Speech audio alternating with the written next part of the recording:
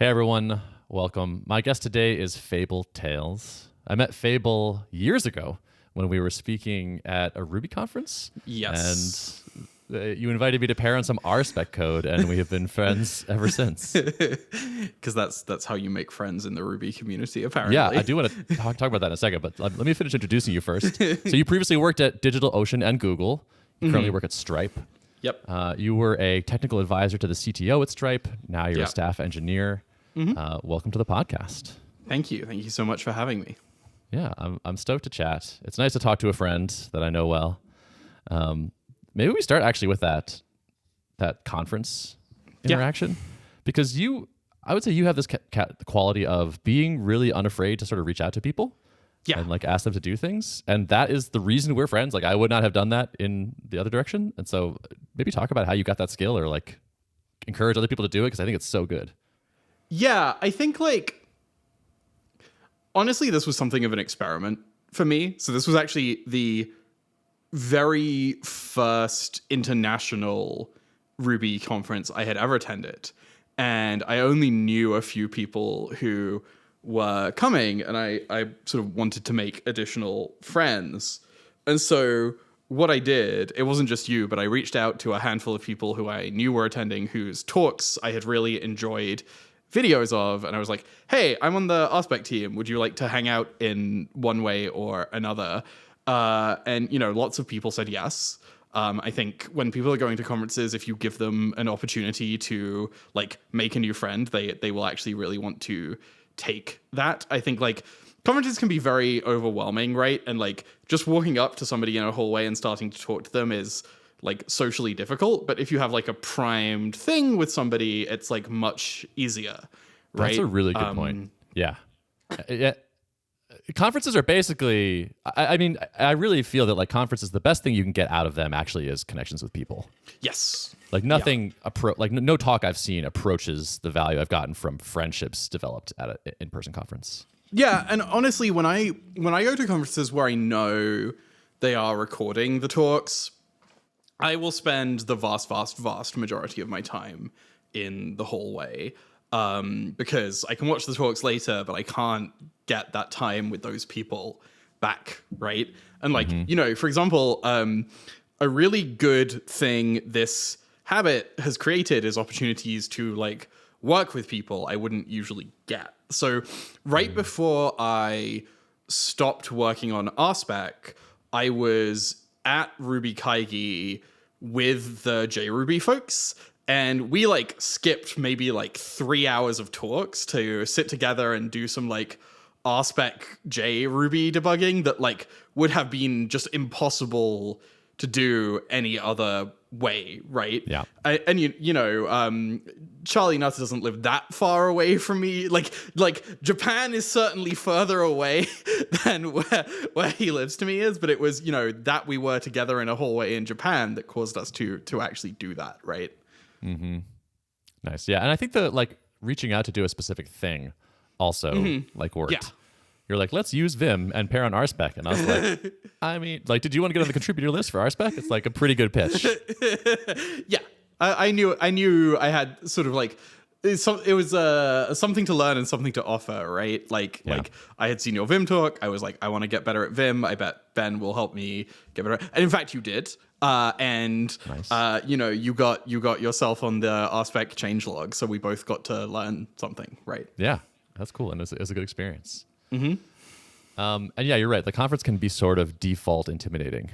Yes. Like it's a room full of people. It can be a little tough to make those connections. Mm-hmm. Yeah, for sure. Yeah, cool. All right. So can you give me a big picture overview of some of the things you've worked on at Stripe in your time there? At Stripe, yes, I've done a lot of things at Stripe. So when I joined, I was on our API platform team, and that is the team that is responsible for running the core Stripe API service. So when you hit the vast majority of Stripe API endpoints, you are like directly going through code that is maintained by the API platform team, and sort of by association, that means every time you make a request to the Stripe API, you are executing code I have written, which is sort of cool.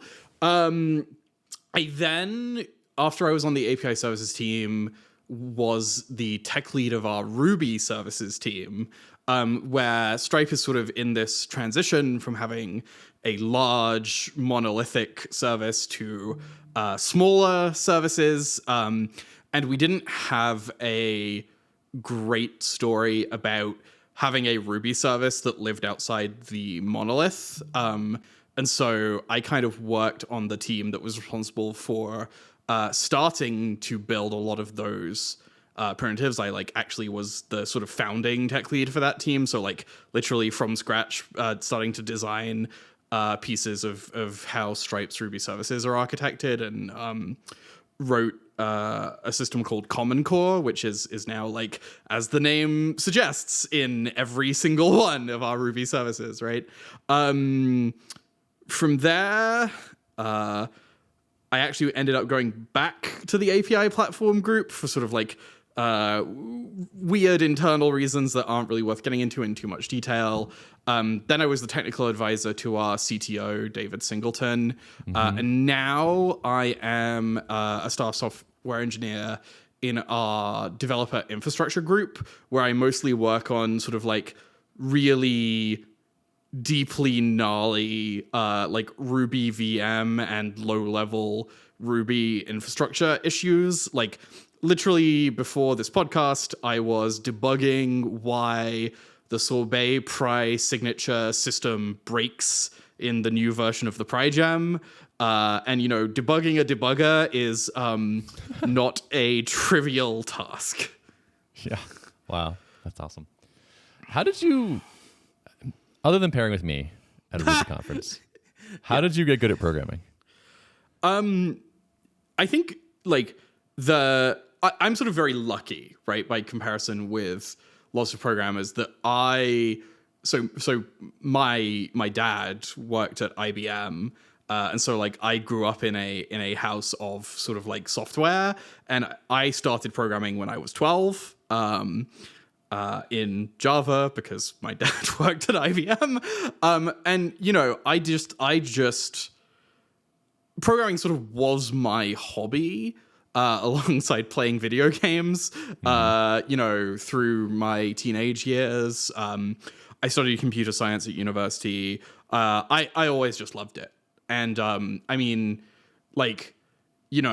the time I had graduated university, I had probably been, programming effectively full time for already 4 or 5 years of my life. And so, you can gain a lot of skill. I think software engineering is a really interesting field, because you can be at the literal cutting edge with just consumer grade hardware. Whereas if you want to be a, nuclear fusion physicist, you can't do that if you're age 13, right? It's just not possible for you to be in a lab that does that.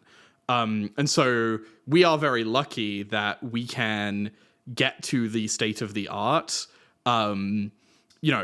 basically as soon as we can get computers in our hands and learn it if we want to.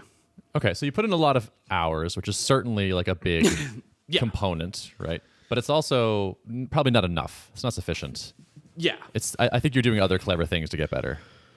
I think, yeah, and I think for me, one of the biggest things that can help you become a better software engineer is never accepting that something is impossible or too difficult to be solved, right? In some senses where I've seen sort of myself succeed where other software engineers fail, it's just a sort of dogged determination that you can understand the behavior of even very complex systems if you are just willing to push and push and push and push and inspect how this thing runs and what branches does it take and that sort of thing, right? And just earlier today, I was sort of talking to someone about like how I debugged through some nonsense in the Ruby VM, and I was like, fundamentally, what it came down to was just like shoving print statements in like various pieces of the Ruby VM and seeing what happened, right? And like that sounds really scary, right? Debugging in the Ruby VM, yeah, totally. But it's not actually. That's funny because I am that programmer that you are doing better than, because I'm like too afraid to go look in the Ruby VM for what the thing is. That's just like too black magic, too scary, too low level. Yeah, and like you can understand it, right? I think another thing is like being willing to learn and work like in anger in as many programming languages as you can. And I think in particular, even though I think it's not cool anymore, like being willing to like work in and with complicated C programs is like probably one skill I possess that distinguishes me from a lot of like programmer. Like notionally, right? If you look at my CV, I am a Ruby programmer, but like I can deal with like complicated C programs with the best of them, right? And like, I think which like, is a great pairing too, right? That's what's underpinning all the Ruby is like, if you need to go to the C level, no problem. But it also underpins, all the browsers and the operating system, and like, it lets you read the kernel. Like should you need to go read the kernel, which I have done, and like, when I worked at DigitalOcean, we were maintaining a Rails app that was like an internal admin interface for people to use. But the internal admin interface spoke to, hypervisors on bare metal all around the world. And like, you need to be able to like drop to the VM hypervisor level to be able to like debug issues sometimes. And like, that's, I'm going to SSH into this like physical machine somewhere around the world and like start editing Perl scripts that are like managing like libvirt state, right? Like, and so just like being I think many programmers believe there are like bounds to the complexity they can understand, right? Like if I'm a JavaScript programmer, I'm going to bound the complexity I understand to like the DOM and the JavaScript I'm coding and not what the browser does. But like, you often see Adam tweeting about browser bugs, and like the fixes to those are always like some crazy piece of like Gecko needs a change to it, right? Or like, as I've sort of alluded to here, if you're a Ruby programmer and something doesn't make sense, maybe you actually do need to drop into, if not the VM, then at least the code of the interpreter, right? And this is true for like Python programmers and it's different for Java programmers, but like being able to drop down is really useful as well, right? And it seems like C and C++ are like the languages there. Like you could pair those with almost anything higher level and say like, because so much software is written in that. Like if you're going to dive down the stack, you're going to hit C and C++, right? Yeah. I would say you are in like actually, God. Now that we're talking about this, I'm reminded of one of the things I did at Google, which was debugging a memory leak in the protocol buffer library for PHP, which also like, so I've not slung all that much PHP in my life, right? It's like some when I was a kid before I discovered Ruby, but like never serious production usage. And like, I was like, I just found this bug in PHP's memory allocator, which also was C code, right? And I do think like I want to illustrate as well, while C and C++ are important, I think it's like being able to get to the underlying complexity of whatever system it is you're working on, and it just so happens that a lot of the time C and C++ are what underpin those systems. I feel like, do you have a bug spotting knack? Is it a side effect of just like being able to grok the system well enough to sort of notice that that's a bug there? Is it an intuitive thing where you're kind of like, something's up here? I think I don't know if I do by comparison with other software engineers of my level of experience, but like, I think regardless of your sort of like natural bug spotting ability, the ability to sort of like confirm and bisect problem spaces and that sort of thing is like more important, right? And so like to me it's not just I can I am not some like godly programmer who can stare at C code and immediately tell you where all the bugs are. You know, I'm just gonna go in there and fire in a bunch of print statements and have that sort of like tell me things about the system, right? And I think like a lot of people are like unwilling to you know, fire up GDB and go, here is the specific. And so to me like the thing when people ask me for advice on this, I'm like, just do it. Like don't be scared of the thing. I know it looks scary. I know there's like a bunch of weird things like pointers and structs here that you may not be totally familiar with, and like that's okay. You know how to call printf, and it turns out like being able to call printf will get you a lot of the way. And just that like most people just give up, right? And I think the single most important debugging skill is like knowing that the problem is characterizable and just being willing to just keep digging until you get there, right? Yeah.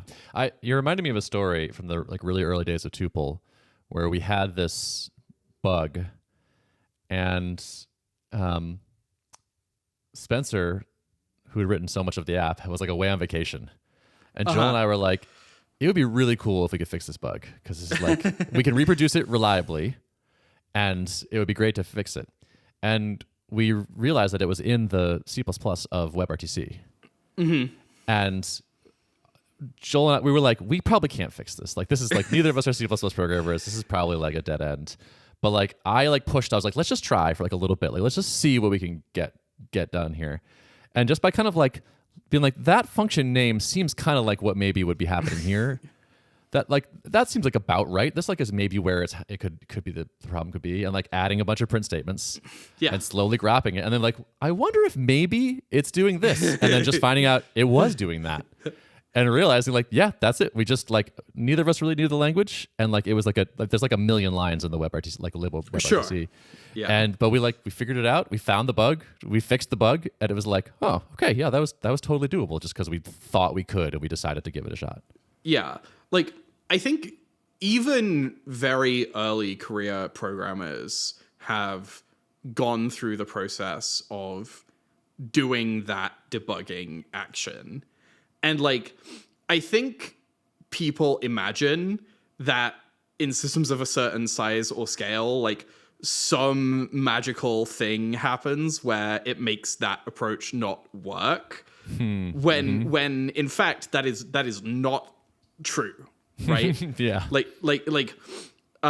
know, all of these machines, like every CPU anyone who writes code today executes on behave in like roughly the same way, and even the like scariest of like you know, multi-threaded like C or C++ like async, you know, programs like follow the same logical rules as like, you know, hello world in JavaScript, right? And like you can, like I promise you that you can actually just slam print statements all over them and make the bug go away. I love that. Yeah, I think there's definitely also a mental thing here of like these artificial boundaries that I have like that I've constructed where it's like, oh no, like that's a dependency. I can't go in there. Like that's just like unknowable. This boundary cannot be passed. I was actually literally just about to say this. You know, and sometimes that means knowing how to pull the source of a library down and compile it and, you know, link it into your program versus using your dependency manager. And like lots of people have never done that, right? Because most of the time, most of our software dependencies work exactly as we expect them to, right? Like I'm certain that most of the people listening to this podcast will never, ever, ever, ever, ever, ever need to go into the source code of the Linux kernel. And also that they probably don't know how to like pull down the source code of the Linux kernel and compile it for debugging. But like just knowing that you can, if you really need to, is I also think like one of those blockers that most people have never gone past it, and so most people don't know that they can, right? Whereas like, you know, when I'm debugging the Ruby VM, I'm like totally just working off source code on my laptop. And I was talking to someone at Stripe who is also responsible for doing Ruby maintenance stuff, and they were like, I did not know you could just run Ruby from source like on our development and production boxes. And I was like, yes, you absolutely can, and here's how I did it. Interesting. Yeah, that makes sense. So there is some can there. You can download the kernel and run it. My guess is Right. that's like not often the thing. I think it's more the fear.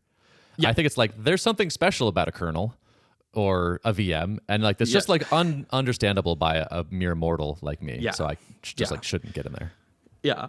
And I'm like, I'm not especially much more clever than most software engineers, right? I don't have magic powers. I'm just unwilling to take no for an answer. Yeah. It's the willingness. You're just like Yeah. And I think your message of just like you can slam print statements in anything, and eventually kind of figure out what's going on.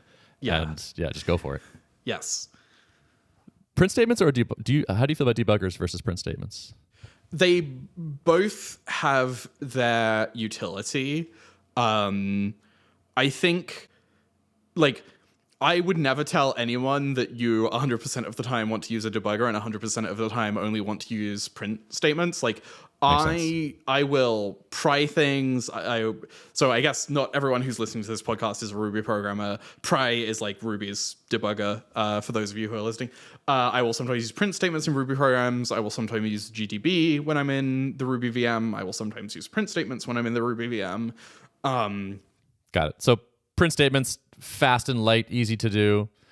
Debugger when you want to like maybe step through a lot of things or something. Well, it's a bit more situational than that. Like, you know, you can get into sort of like hell where like the thing you're debugging is a sub-process being invoked by another program that like is capturing standard out and standard error. So you need to like sideload print statements out to another file, or like there are hell versions of this where it's, or like you're 19 layers deep in forks, and so you just don't know what your process ID is, and so you can't attach a debugger to it.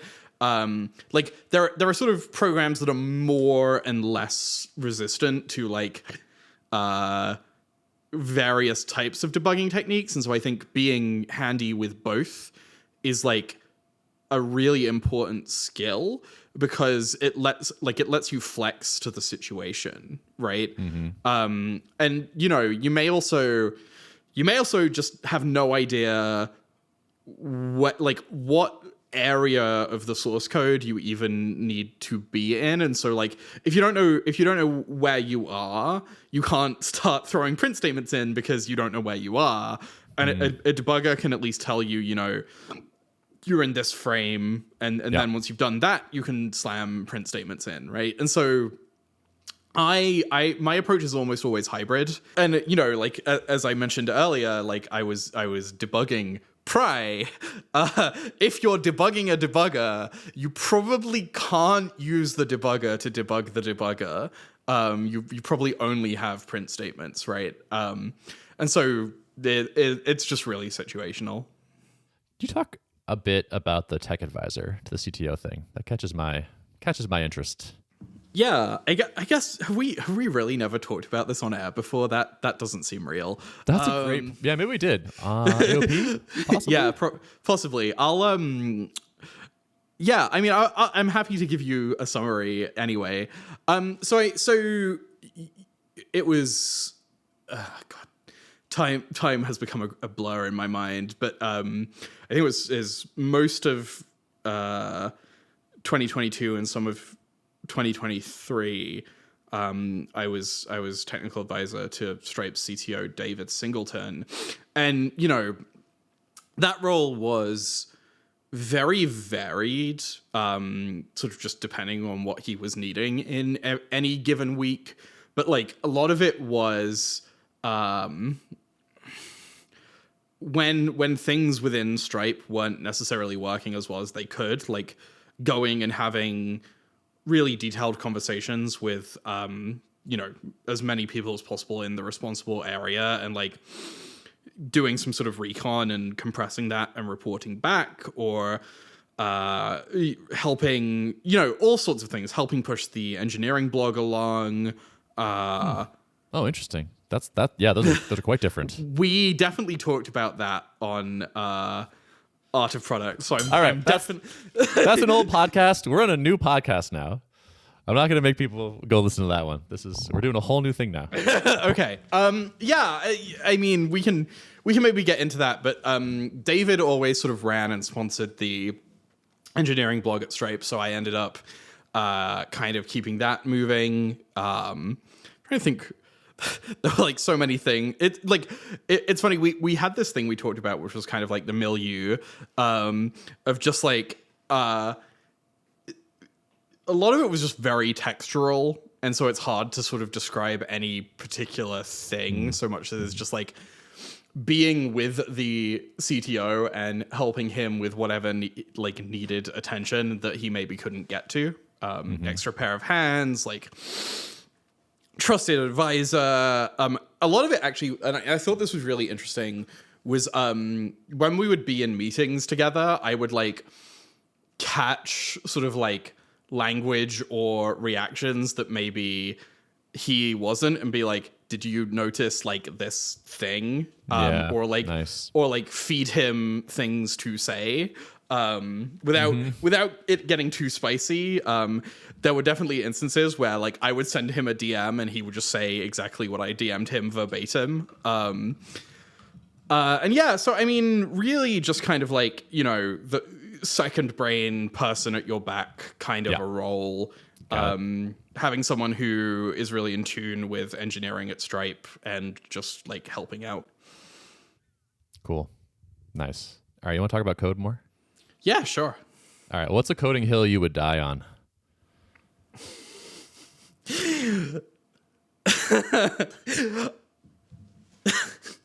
See, when you ask me this question, I have a problem, and the problem is that it's like one of the least popular takes in the Ruby programming language. But I think new style, and by new style I mean Ruby 1.9 hash syntax was a mistake, and we should just never have gotten rid of the hash rockets. And this take is like so nuclear in Ruby that even when I wrote my own Ruby auto formatter, like people argued me off this hill. I was like, so you wouldn't die here. I guess in my heart of hearts, this is the hill I will die on. I hear you. But like when I'm building a popular tool for the masses, totally, I knew it was one I had to give up on. But definitely to this day, I would keep the hash rockets if it didn't get me, thrown out of Ruby forever. Is it an aesthetic thing or parsing or something? So the argument roughly goes that we don't gain any capability with the new hash syntax, and that it is actively confusing for things like quoted symbols, and that it makes the implementation of the language more complicated for like what isn't really that big of an aesthetic change. Yeah. I hear you. And the hash rockets are kind of cool looking. Yeah. They look cooler. All right, we got to get off this in case some of the audience isn't a Ruby programmer, and this is like the worst. Anyone in the audience can at me. I don't care. Yeah, this is a terrible take, but you asked, so absolutely. Yeah. Are you a prototyper? do you make little programs to like try things out? Oh yeah. It's interesting because like it's quite rare that I am doing new things. Like I spend much more of my time like in the abyss, like fixing arcane bugs. But I actually ended up building a whole new RPC client within Stripe last year, and absolutely the first rev of it was like a script, not a library, code that could not be reused, just a script which like fired a request out and like parsed a response. And we sort of pounded on that until it was like good enough, and then we threw it away and we did it much more properly. Okay. So you properly spiked. Oh yeah. Yeah. I was writing trash code as fast as I could to prove that it could work. And actually part of that is because a lot of people had said it was categorically impossible. And coming back to sort of the previous conversation, like I don't believe in categorically impossible, so I was like, no, I can do this. That's awesome. So you did the hard part of a spike, which is you threw it away when you were ready to do it for real. Yeah. Because you're writing, so like you're telling yourself, I'm writing a spike, I'm going to write crap code. And then you get it working. Yeah. And now you have to do this really difficult thing psychologically, which is like, no. I'm not just going to be like, actually, it's already working. Let me just massage it into good quality. I'm going to actually delete it and start over. Yeah. Well, I had a reference architecture for what I wanted the thing to look like in my head. Oh, that's cool. And so... Reference from somewhere else? What do you mean? When you say reference architecture, I'm imagining like you saw another architecture you liked that you wanted to use, or you just had like a plan? I had a plan for what I wanted the architecture to look like in my head. The reference part of that is like, that's what I was referencing. And I was like, this script did its job. It proved we can sort of do the thing. You shut the haters up. You showed them. Yeah. Look. Yeah. Quickly. And then I was like, okay, now you're not going to see any progress on this thing for like a month and a half. And then it's going to be ready to like drop into the rest of Stripe's Ruby monorepo. And I think this is really important for people listening to understand, is like, say, if I was working at like a 10-person startup, I actually might have made the call to take that trash and massage it. And I can call it trash because it's my code, and massage it into something that went into production. Stripe has a 25 million line repository full of Ruby. And we have all kinds of defensive constraints we have to program against, because the vast majority of software engineers at Stripe who write Ruby have never written Ruby before they joined Stripe. Wow. Huh. The majority. The vast, overwhelming majority. Yeah. Okay. So you're not even screening on Ruby ability, really. You're just like, if you're a good engineer, get over here. We'll teach you. We don't interview for Ruby ability at all for like most of the software engineers we hire. Interesting. Yeah. Like there are even people on the Ruby infrastructure team at Stripe who never programmed Ruby prior to Stripe. So is there a significant curriculum to get people up to speed? It's not that big. We just throw them in. Okay. Yeah. So there's not a course you do, or like it's just kind of like, here's your mentor person to like ask questions. There is some developer education. Mandatory? Happens for everybody? Yes. Well, so when you join Stripe, everyone goes through a week of sort of like generic Stripe onboarding, and then software engineers go through 2 weeks of like developing at Stripe onboarding. And part of that is actually like practically like a small group of people in your onboarding class will work together on a project and actually like ship something in most people do Ruby. Some people do Java because we also have a lot of Java services in production. And if you're primarily going to be working in Java, then you do Java and not Ruby. But like, so we teach people Ruby in the first 2 weeks to ship something. But it's usually not something like super critical. And after that, they go to their teams and they just start programming Ruby. I'm thinking because we sometimes, it's like we have kind of a weird problem domain, like a weird space, and like our app is written in C++. And it's like, and I'm wondering if we're screening on C++ ability when we shouldn't be, and what it would require to just choose for engineering ability, like capability, and like train people. I think it is more reasonable for you to screen for people who can program in C++ than it is for Stripe to screen for people who can program in Ruby. I'm making the classic error. Yeah, like Tuple and Stripe are very different businesses. Arguably, I guess. One reason I can give amongst the many is that like it's way easier to start programming something in Ruby than it is to start programming something in C++. And dozens of reasons beyond that, but like it's two very different business contexts. Fair. Are you a big workflow optimizer in terms of like, do you like work on cutting out lots of shortcuts and like, or like keystrokes? How crazy are you with that kind of stuff? I used to be. I don't like, I think I would continue to be if I was still a full-time heads down software engineer, but I'm just not. And so like at least now it doesn't feel like the long pole. What's the breakdown of coding versus like not coding time for you? That's a great question. I think on the average week, it's like it's super variable.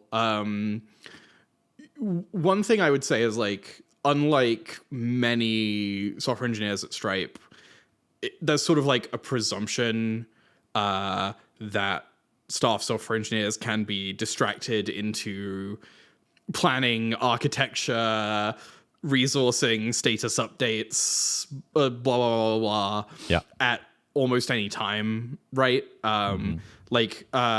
Last year, I was pulled just like randomly into a project to help our financial risk organization, where like, from my background, much of the development work I've been doing at Stripe has been like very infrastructural. And I was like, cool, suddenly I have 10 hours of meetings a week added to my calendar. Like, that's fine. But also like, as I sort of said earlier, my job isn't really blasting out lots of code very quickly anymore, and it hasn't been for a long time. Like when I worked at DigitalOcean, I had like the most insane like customized Vim config, and like everything was like 2 keystrokes away, and like I had like fully weaponized like just everything I was doing. And like there are times in somebody's career where like that is like actually is the most important thing for them to do. And I just simply am not there. Yep. Right? Like, fair enough. Like frankly, like for me, learning the Gmail hotkeys was at one point a bigger productivity boost than like speeding up my IDE. Yep, that makes sense. Yeah. Do you miss the pure coding days? I think the problems I work on are more interesting now. I think like, how do you make a organization as large as Stripe effective is like a sort of like very interesting meta problem. And like, it's not for everyone, right? I know deeply, deeply experienced software engineers who like don't want to stop being hands on keyboard and programming all the time, right? And more power to them. It's just not for me. Fair enough. So is it about the leverage? Is that exciting to you now? Having more impact? Or just that you're sort of tired of cranking out code all the time? You need more variety.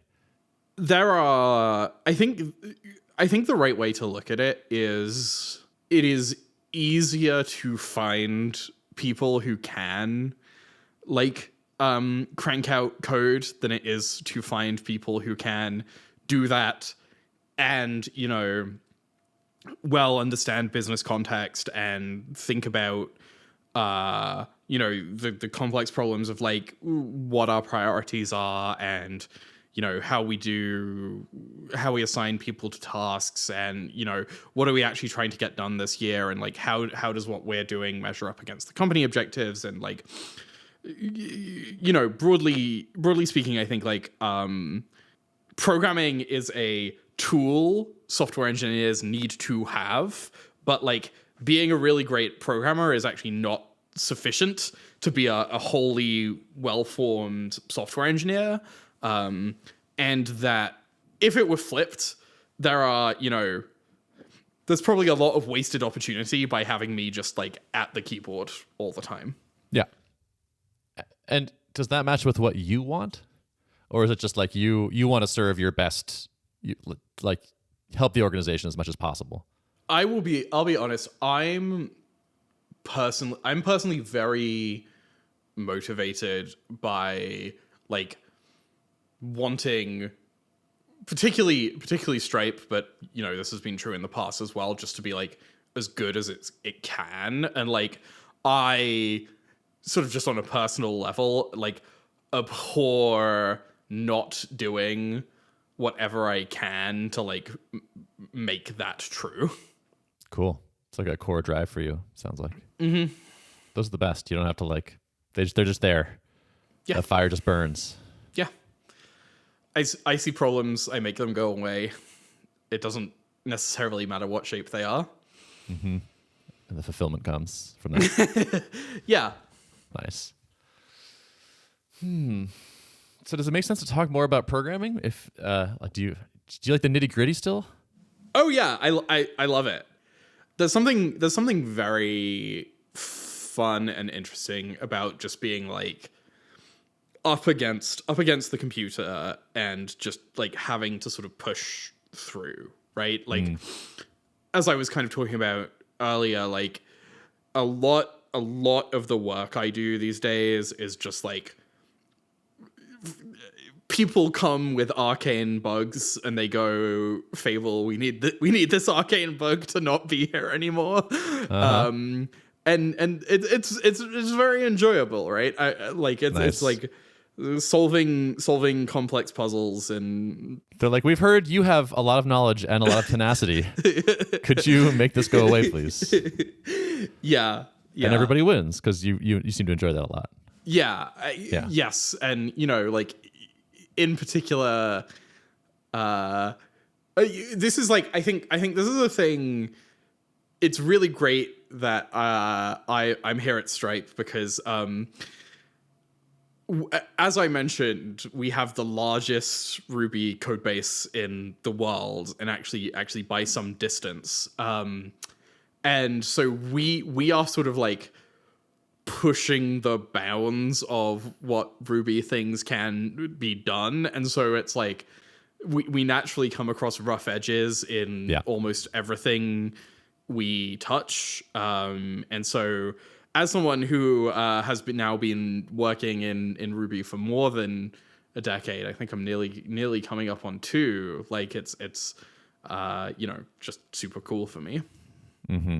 Yeah, I mean, Stripe needs a you because of what they're doing. Yeah. That is true. At least one. Yes.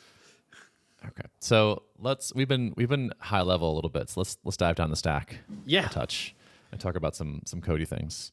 Are you a pretty strong practitioner of short methods, small classes, lots of little pieces linked together, operating in concert, or are you more like, why don't you just throw all that in one method? It'll be easier to not have to track through things.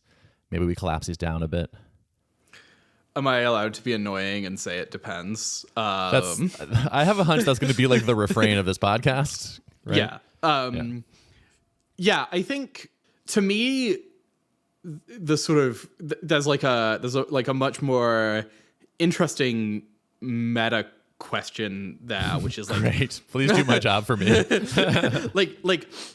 why would you choose like a particular version of one of those constructs over the other, right? And like to me it's kind of a like, are you trading off speed to change, readability, speed to write? Like what are you actually trying to do, right? And so like, you know, for example, like when I was shipping completely greenfield startup code, like code just goes wherever. Like where the code is like the least of your problems compared with like, you know, we're burning this investment money, and if we don't get this product into the hands of a user, like, you know, our VCs are going to come for us, or, you know, we're going to be out on the street because we've burned all our savings and we're bootstrapping. And so like the answer there is it doesn't matter. It really doesn't. Like the only thing that matters in that situation is like how quickly can I iterate and how quickly can I get things that will get people to pay me to the people who are going to pay me, right? Yeah.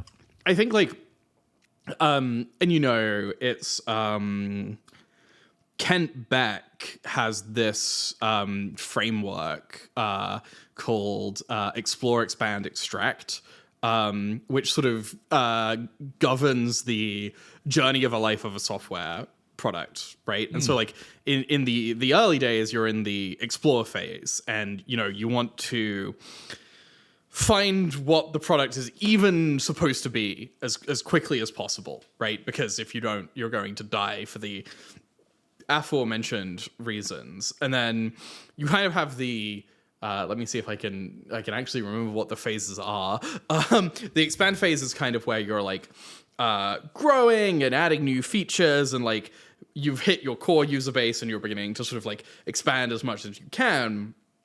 And then you have the extract phase where you're probably not going to get any more users, or like, you know, you're not going to get any more users, or like very few. And so at that point, it's really about, you know, pulling as much value of the thing out as you can. And like an example of a product in the extract phase is something like the Facebook timeline, right? Where like the Facebook doesn't really have any like more users to hit. Like everyone who has access to the internet in most of the places where Facebook is already on the Facebook timeline, right? And so you don't expect radical rewrites of something like that, you know, unless Elon Musk buys out the company and then decides it's not good enough or whatever. And so to sort of apologize to the programmers at home and sort of loop back to the original question, I think just writing like long methods, long classes, being perhaps less careful about the structure of the code is a thing you can get away with when you want to just write really fast and you're probably not going to be spending a lot of time changing the thing. But eventually at some point you're going to want to break that down as you have like more change occurring. I like that. I haven't heard that Beck thing before. Mm-hmm. Okay.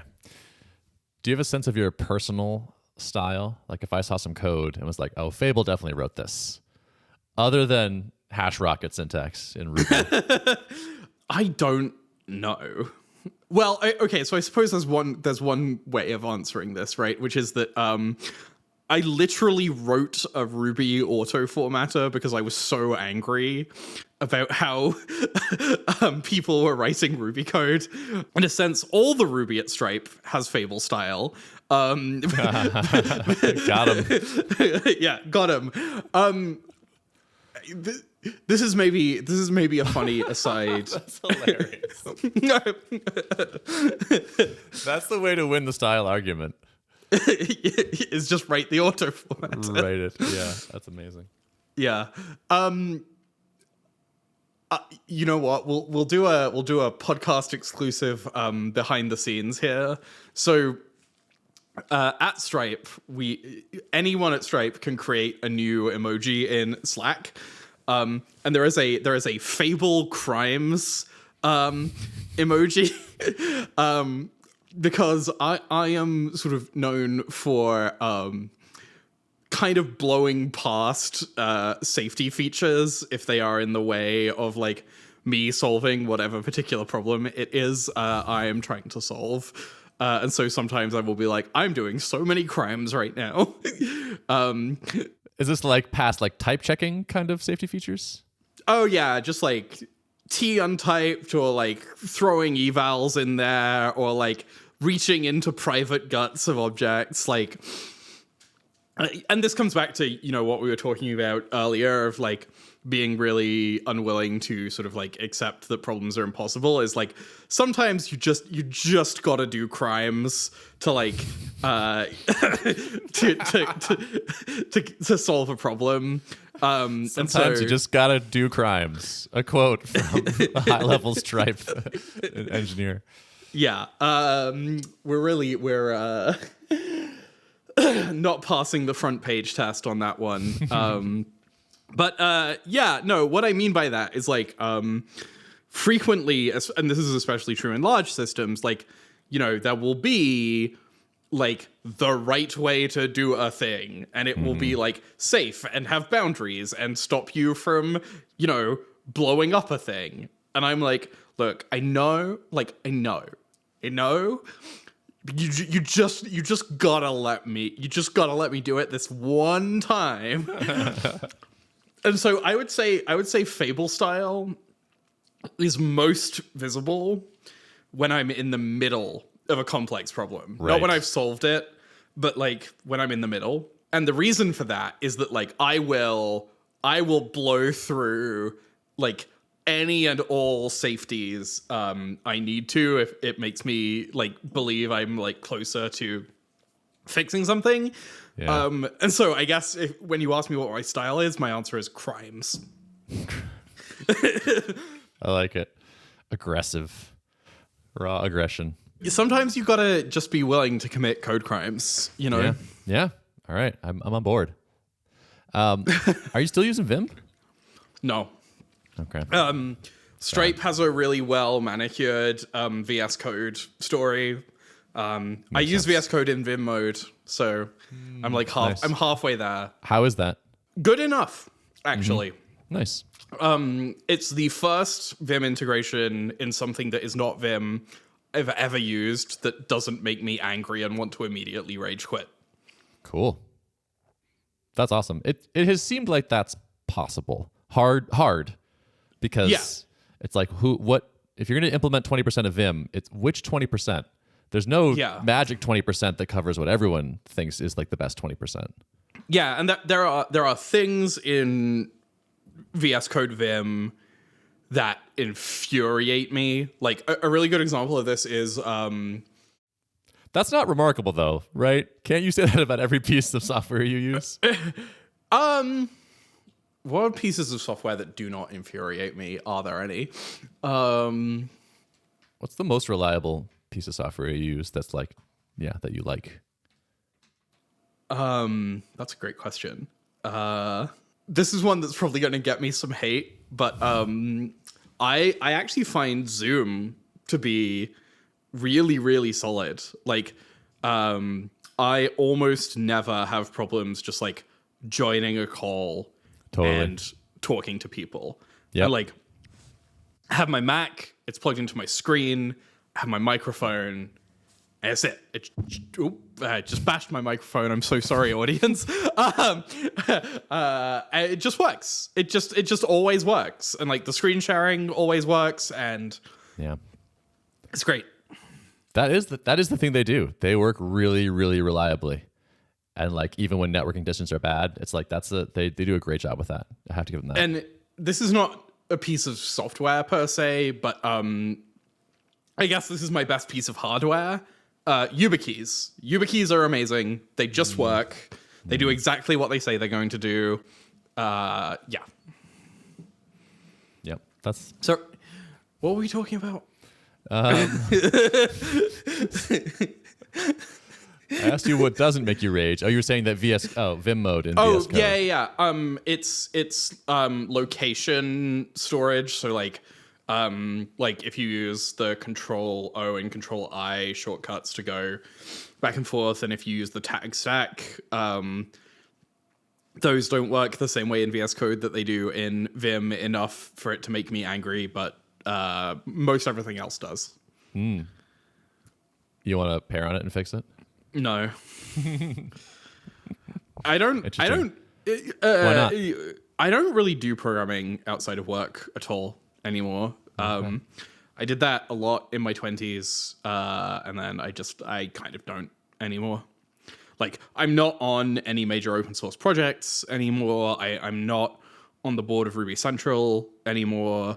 I kind of stopped. I kind of stopped wanting to do programming outside of work time. So I did. I realized I should have mentioned your open source work in your intro. Yeah. Because you're in the RSpec core team. I mean, among other things. That's what stands out to me. And I wonder, there are probably people that are interested in that. It's like, what is your advice to people that like want to get involved in like a heavier level with an open source project? They want that core team credit and social proof and impact and all the good things. I think the open source world is very different to how it was in 2013, 2014 kind of times. Are we getting old? Our advice isn't relevant anymore. Our experience is not relevant. I think the way I became a open source core team member probably would not work anymore. Which I think is interesting, right? That is interesting. Because all I did was I just like rolled up to the RSpec project. And I just started sending them pull requests. I just started fixing stuff. Fixing bugs, refactoring, and yeah, they gave me a commit bit and a core team bit, and after how long? It wasn't that long, actually. It was like 6 months, max like a year, something like that. And like if you look at a lot of open source projects now, they have like, and I think this is also actually a really good thing, is like the notion of open source governance models has come a really long way. We have foundations now, we have all kinds of different teams. We have, frankly, we have Discord now, which we didn't have. That's interesting. And Discord is like one of the best tools for open source, which is hilarious. But like, it turns out that when you design a chat system for gamers, you need really, really good moderation tools, because gamers are terrible. And so you end up with, a tool for building communities that's really good. Yeah. That's interesting. Are you part of any great Discords? Am I a part of any great Discords? I have a lot of social Discords I'm in with like friends and stuff, and those are really good. I'm in the Greater Boston area trans people Discord, which is like, a sort of like social community group. But you're not active in a programming one right now. No. Well, and that comes back to I don't really do programming outside of work. Like, I don't have a reason to be in a programming Discord. How would you do a commercial open source startup today? If you were to make a open source thing, give away the core of it, build a premium offering on top of that somehow. Yeah, I mean, it sort of depends on the, you need a little counter. You need like a ding every time I say it depends. That's what this podcast should be called. Maybe that's the episode title. There you go. But like, I think it also sort of depends on your target customer. You've already gone 2 depends deep, and you haven't even told me anything yet. Given you any useful information. Jesus. So like, you know, if your target customer are like n less than, you know, hundreds of employees, companies, you probably have a much lower compliance burden to hit to sell software to them. So like, if you're selling to a company that needs to follow, you know, like Sarbanes-Oxley or SOC 2, blah, blah, blah, blah, then like a thing you can sell them really easily is just a hosted runtime of whatever your open source is. Because like people hate like running their own stuff. Like running servers is like a hard problem, it turns out. And so like, you know, for example, there were Ruby Gems as a service startups, or like Mongo as a service, or like Redis as a service, right? Yeah. And so like, you know, I'm the author of the Makes Widgets open source project, and you can use Makes Widgets Pro to get 1,000 compute hours a month of widget construction and pay me, you know, $150 a month. That's the lowest price for SaaS, by the way, is $150 a month. Raise your prices, everyone. We should just all raise our prices today. And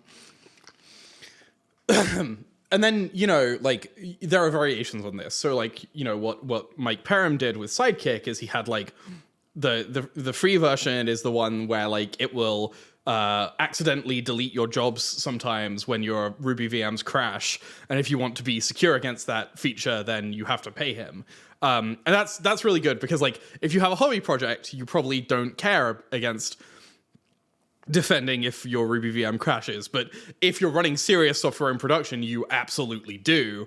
And, you know, so that's like a really good, like, split, value split in terms of, you know, what is and isn't paid for. Yeah, and his thing is nice because he doesn't have to host anything.